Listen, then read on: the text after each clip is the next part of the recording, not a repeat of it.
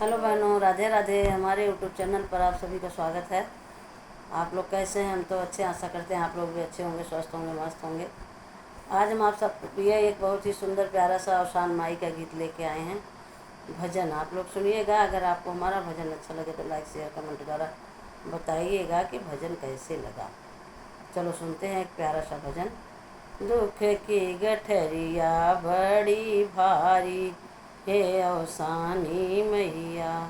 दुख कई गठरिया बड़ी भारी, हे अवसानी मैया। सासु ना उठावई, ससुर ना उठावई, हे अवसानी मैया। सबसे गए कही के हारी, हे अवसानी मैया। दुख कई गठरिया बड़ी भारी, हे अवसानी मैया। दुख कई गठरिया बड़ी भारी, हे अवसानी मैया।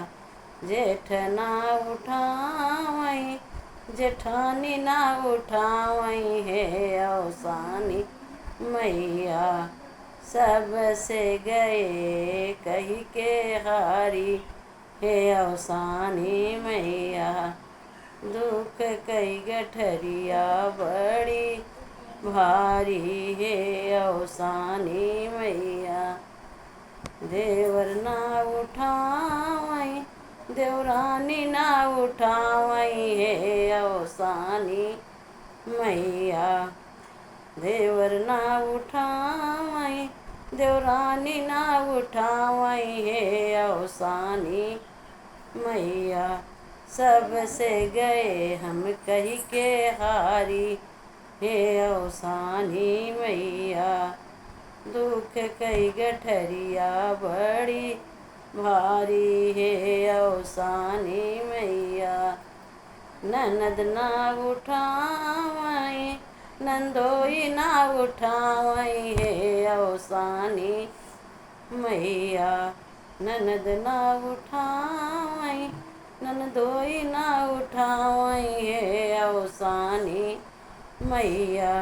सबसे गए कही के हारी, हे अवसानी मैया।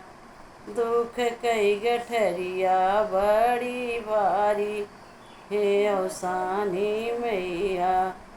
दुख कई गठरिया बड़ी भारी, हे अवसानी मैया। बोलो अवसान मैया की जय।